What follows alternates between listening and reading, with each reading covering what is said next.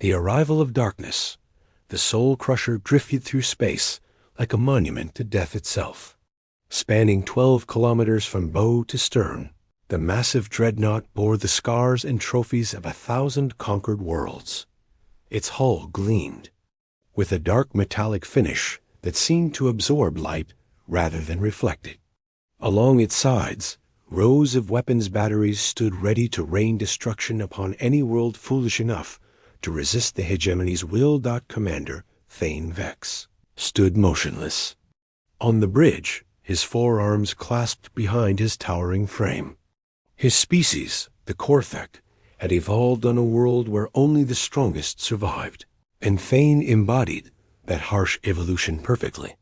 Standing nearly 3 meters tall, his chitinous exoskeleton bore ritual scars from countless battles.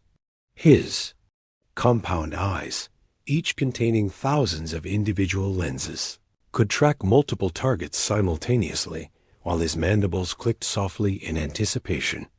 "Status report," Thane commanded, his voice carrying the authority of someone who had never known defeat. "We are approaching the target system, Commander," replied his weapons officer, a smaller Korthek whose carapace still bore the bright colors of youth. "Long-range sensors confirm a single habitable world, third planet from their star. Primitive electromagnetic communications detected." Thane's mandibles spread in what passed for a smile among his people. Another backward world, another easy. Conquest. The pattern had repeated itself across hundreds of star systems. The hegemony would arrive, demonstrate their overwhelming power, and the local species would surrender within hours. Those who submitted became useful slaves. Those who resisted became examples for others. "Begin the terror protocol," Thane ordered. "Show them what happens to worlds that stand against the hegemony." The bridge crew moved with practiced efficiency. Massive holographic displays activated throughout the ship, showing images that had broken the will of countless civilizations. Cities reduced to molten glass. Oceans boiled away to steam. Entire continents cracked and bleeding. The recordings came from real worlds, real conquests, real deaths numbering in the billions. The ship's quantum communications array locked onto the strongest signal sources from the blue-white world ahead. Within moments, every communication device on the planet would be broadcasting the same message: surrender or face total annihilation. Their reaction should begin any moment now, Thane mused to his second-in-command. Admiral Crix, the older Korthek, had served alongside Thane for decades, witnessing the same sequence of events play out again and again. That first would come the panic. Worldwide communications networks would overflow with terrified voices as the images of destroyed worlds filled every screen. Then the desperate attempts at military response, as their primitive forces scrambled to mount some kind of defense. Finally, the pleading messages would begin arriving, offering tribute, surrender, anything to spare their world from the fate they had witnessed. But minutes passed, then an hour, and nothing happened. "Communications Officer Zeth," Thane called, a note of irritation creeping into his voice. "Are you certain the terror protocol is transmitting correctly?" "Yes, Commander. All channels are broadcasting at maximum power. Their communications networks are definitely receiving our signals." Thane's compound eyes focused intently on the tactical display. This was unusual. Even the most primitive species typically managed some kind of response within the first hour. Fear was a universal constant, after all. "Sir," the sensor operator announced, "I'm detecting a small vessel approaching our position." The main display shifted to show a tiny ship moving toward them at a leisurely pace. Compared to the Soul Crusher, it looked like a minnow approaching a whale. The vessel appeared to be some kind of research craft, its white hull marked with colorful symbols and text in multiple languages. "One ship?" Thane asked incredulously. "That's their entire response?" "It appears so, Commander. The vessel is transmitting a standard first contact greeting and requesting permission to come alongside." Admiral Crix's mandibles clicked in amusement. Perhaps they're so primitive, they don't understand what they're seeing? Shall we vaporize them as a demonstration? Thane considered this, but something held him back. In all his years of conquest, he had never encountered a response quite like this. The approaching ship showed no signs of weapons, no defensive measures, no fear. Its occupants were either incredibly brave or incredibly stupid. Allow them to. Approach, he decided. I want to understand what kind of creatures would send a single unarmed vessel to greet the Soul Crusher. The small human ship, designated Explorer's Dream, docked with the massive dreadnought's auxiliary bay. From the airlock emerged a figure that made the assembled Korthic warriors pause in confusion. The creature stood barely 2 meters tall, with pale skin and dark hair. It wore a simple blue uniform marked with unknown insignia and carried what appeared to be a datapad and some kind of scanning device. Greetings, the creature said in accented but understandable galactic standard. I am Captain Elena Rodriguez of the Terran Exploration Service. Thank you for allowing us aboard your magnificent vessel. Thane stared down at the small being, his forearms crossed in a display of intimidation that had terrified countless species. But Captain Rodriguez seemed entirely unimpressed. She looked around the docking bay with obvious curiosity, her scanning device beeping softly as it recorded everything it encountered. You received our transmission, Thane stated rather than asked. You saw what we do to worlds that resist us. Oh yes, we saw your historical records, Rodriguez replied cheerfully. Quite comprehensive documentation, actually. Our xenorchaeologists will be fascinated by the data. We've never encountered a species with such detailed conquest records. Thane's mandibles clicked in confusion. Historical records? Those were not historical records, creature. Those were warnings. Demonstrations of what will happen to your world if you do not surrender immediately. Captain Rodriguez tilted her head slightly, a gesture Thane would later learn indicated human confusion or consideration. I'm sorry, I think there might be a translation error. Are you saying those images showed recent events? That would be ... problematic. Problematic? Admiral Crix stepped forward, his own intimidating presence adding to Thane's. Foolish creature, do you not understand? We are the hegemony. We have conquered 400 star systems. We can crack your planet like an egg. Rodriguez nodded thoughtfully. 400 systems is quite impressive logistically. The coordination alone must be incredible. Tell me, how do you maintain supply lines across such distances? We've found that even with quantum communication networks, managing more than 50 systems becomes extremely challenging. The 2 Korthic officers exchanged glances. This human was discussing their empire like it was an academic subject. She showed no fear, no submission, no recognition of the threat she faced. Instead, she seemed genuinely interested in the administrative challenges of galactic conquest. You speak as if your species has experience with multi-system governance. Thane observed carefully. Asterisk. Well, we have 73 systems under direct administration, Rodriguez replied casually while continuing to scan the docking bay. Though most of those are research stations and agricultural colonies. Nothing on the scale of your operation, obviously. 73 systems. The number hit Thane like a physical blow. According to their intelligence reports, these humans were a primitive species confined to a single world. They had barely developed interplanetary travel, let alone interstellar expansion. Our scouts surveyed your world extensively, Admiral Crix said, his voice betraying a hint of uncertainty. You are a single-planet species with crude chemical rockets. Captain Rodriguez looked genuinely puzzled. When was your last survey conducted? We've had fusion drives for over a century now, and we've been using jump gates for the past 80 years, Chemical rockets are only used for atmospheric launches on worlds without proper space elevators. The silence that followed was deafening. Thane's compound eyes tracked across his bridge crew, seeing his own confusion reflected in their faces. Either this human was lying, or their intelligence was catastrophically wrong. Perhaps we could continue this conversation in more comfortable surroundings? Rodriguez suggested.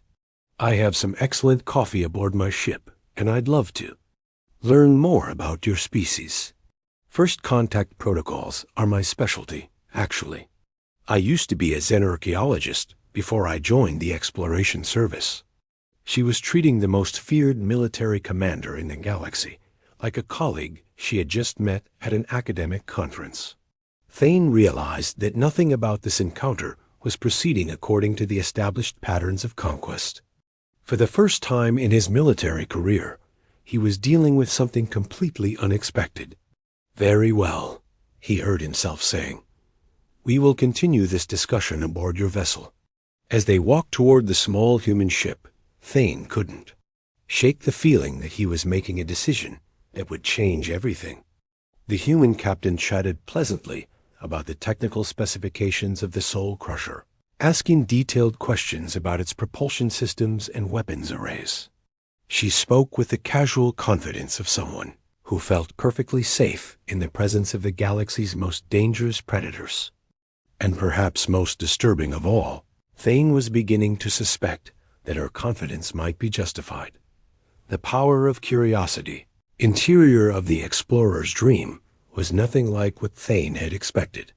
Instead of military efficiency or defensive preparations, he found himself in what appeared to be a combination laboratory, library, and comfortable living space. Soft lighting illuminated walls lined with books, scientific instruments, and what looked like art from dozens of different worlds. The air smelled of the coffee Captain Rodriguez had mentioned, mixed with the faint ozone scent of advanced electronics. Please, make yourselves comfortable, Rodriguez said, gesturing to chairs that automatically adjusted to accommodate the Korthig visitors' larger frames. I apologize if the seating isn't perfect. We don't often have guests of your stature. Dr. Marcus. Webb, the ship's xenobiologist, emerged from what appeared to be a laboratory section. He was an older human with gray hair and kind eyes that immediately fixed on the two Korthig with obvious fascination rather than fear. Remarkable, Webb breathed, approaching with a handheld scanner. Commander, would you mind terribly if I took some basic readings? Nothing invasive, of course. It's just that we've never encountered a species with your particular evolutionary adaptations. The compound eyes alone represent a completely different approach to visual processing. Thane found himself nodding consent before he fully realized what he was doing. The human's genuine scientific interest was somehow disarming. No conquered species had ever asked to study his biology as if he were an interesting specimen rather than a terrifying predator. You mentioned 73 systems, Admiral Crick said, clearly uncomfortable with the casual atmosphere. Our intelligence indicates your species has never left its home system. Captain Rodriguez poured coffee from a device that seemed far more advanced than anything a primitive species should possess. That's concerning. When was your last intelligence update? We established our first extrasolar colony in 2157, nearly 90 years ago. The Kepler 442 agricultural project has a population of almost 2 million now. She activated a holographic display that filled the center of the room. A three-dimensional map appeared, showing dozens of star systems connected by glowing lines. Blue markers indicated human colonies, while other colors represented different types of installations. These are our current holdings, Rodriguez explained, sipping her coffee. The blue systems are full colonies, green are research stations, yellow are mining operations, and red are our terraforming projects. We're particularly proud of the work we're doing in the Ross 128 system. The planet there was completely barren when we arrived, but we've managed to create a stable biosphere. Over the past 30 years, Thane stared at the display, his military mind automatically calculating the implications. This wasn't the scattered expansion of a primitive species stumbling into space. This was the systematic, planned colonization effort of an advanced civilization. The logistics must be staggering, he said almost without thinking. Oh, it is, Webb chimed in enthusiastically. That's actually how Elena and I met. I was doing a survey of microbial ecosystems on Proxima Centauri b when the supply ship she was commanding got lost in a quantum storm. We ended up stranded together for 3 months while the rescue fleet located us. Rodriguez laughed at the memory. Marcus kept trying to catalog every single microorganism on the planet, while I tried to figure out why our navigation systems were giving us readings that suggested we were simultaneously in 17 different locations. The casual way they discussed being stranded on an alien world, the mention of quantum storms and rescue fleets, the comfortable familiarity with dangers that would terrify most species. Every detail painted a picture that contradicted everything the hegemony believed about humanity. Your species seems remarkably adaptable, Admiral Crix observed, though his tone suggested he was reassessing his previous assumptions. We have to be, Rodriguez replied. Space exploration requires a certain flexibility of thinking. You never know what you're going to encounter out there. Take our first contact with the Altarians, for example. Their entire civilization exists in a gaseous state within their planet's upper atmosphere. Communicating with them required developing entirely new translation protocols. Thane's mandibles clicked involuntarily. The Altarians were legendary among hegemony forces. They had appeared briefly 40 years ago, demonstrated technology that made even Korthic weapons seem primitive, then vanished without a trace when the hegemony attempted to make contact. You've had successful diplomatic relations with the Altarians? He asked carefully. Oh, yes. They're lovely once you get used to their communication methods, Webb said. They think in mathematical harmonics rather than words. Took us 6 months to develop a translation matrix, but now we have regular cultural exchanges. Their poetry is absolutely beautiful when properly converted to sound frequencies humans can perceive. Rodriguez activated another section of the holographic display.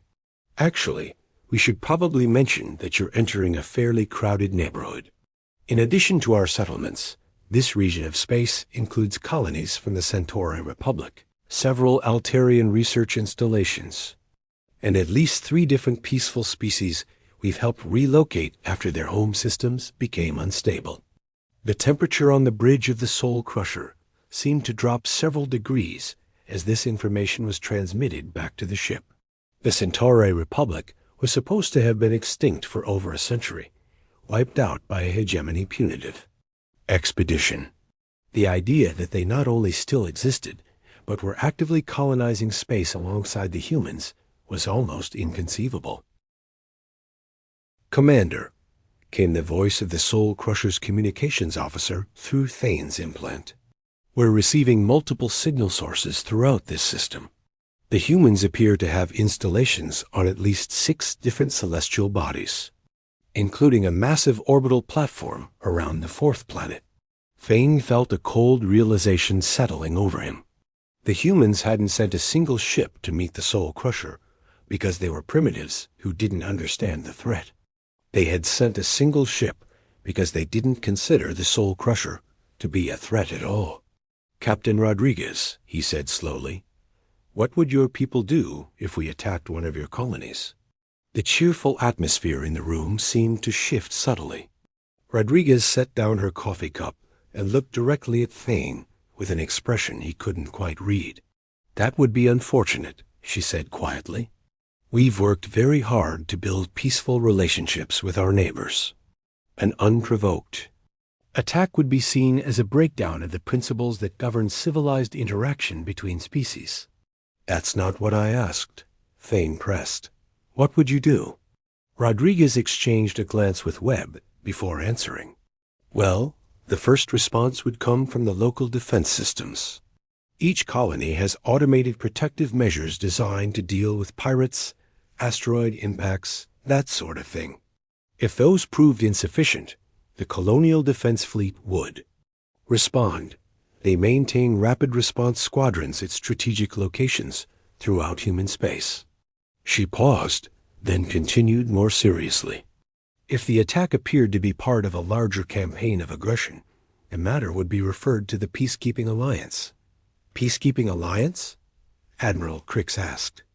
A joint military force maintained by several species for situations. That can't be resolved through diplomacy, Webb explained. Humans, Altarians, the Centauri Republic, the Vegan Confederation, and about a dozen others. It was established after we encountered some rather aggressive species in the Outer Rim territories. Thane felt his world shifting around him. The humans weren't just a single species with a modest colonial empire. They were part of a vast alliance of civilizations that the hegemony had somehow completely failed to detect. Species that the Korthek considered extinct or mythical were apparently alive, well, and working together to maintain peace across hundreds of star systems. How long has this alliance existed? He asked. About 60 years in its current form, Rodriguez replied, though the informal cooperation goes back much further. Most of the member species share similar values regarding exploration, scientific advancement, and peaceful coexistence. A new voice came through Thane's implant. This time his sensor officer. Commander, we're detecting incoming ships. Multiple contacts, various configurations. Some of the energy signatures don't match any known technology in our databases. Rodriguez tilted her head slightly, apparently receiving her own communication through a nearly invisible device. Ah, that would be the local patrol. They're probably curious about your vessel. We don't often get visitors with quite so many weapon systems. Through the explorer's dreams viewports, Thane could see lights approaching in the distance. As they drew closer, he realized he was looking at ships from at least 4 different technological traditions. Some moved with the organic grace of Altarian bioships, others had the geometric precision of Centauri engineering, and still others employed propulsion systems he didn't recognize at all. They're not taking threatening positions, Admiral Crix observed with professional interest. Of course not, Webb said, sounding slightly puzzled. Why would they? You haven't made any hostile moves. This is just a standard first contact escort. They'll maintain a respectful distance while offering any assistance you might need. For the first time in his career, Commander Thane Vex found himself in a situation where his reputation, his weapons, and his history of conquest meant nothing. The humans and their allies weren't afraid of the Soul Crusher because they had no reason to be afraid. They possessed technology, allies, and resources that made the hegemony's threats empty bluster. But more than that, they represented something the Korthek had never encountered before. A civilization that had grown powerful through cooperation rather than conquest, through curiosity rather than fear, through building bridges rather than burning worlds. Captain Rodriguez, Thane said finally, I believe we need to have a much longer conversation about the nature of power in this galaxy. Rodriguez smiled, the expression somehow containing both warmth and unmistakable strength. I'd be delighted, Commander. After all, understanding each other is always the first step toward a better future. As the explorer's dream continued its gentle orbit around Earth, surrounded by the silent escort of the Peacekeeping Alliance, Thane realized that the hegemony's age of easy conquest had just come to an end. The galaxy was far larger, far more complex, and far more united than they had ever imagined. And perhaps, for the first time in his life, he was beginning to understand that there might be a better way to exist among the stars than through fear and domination.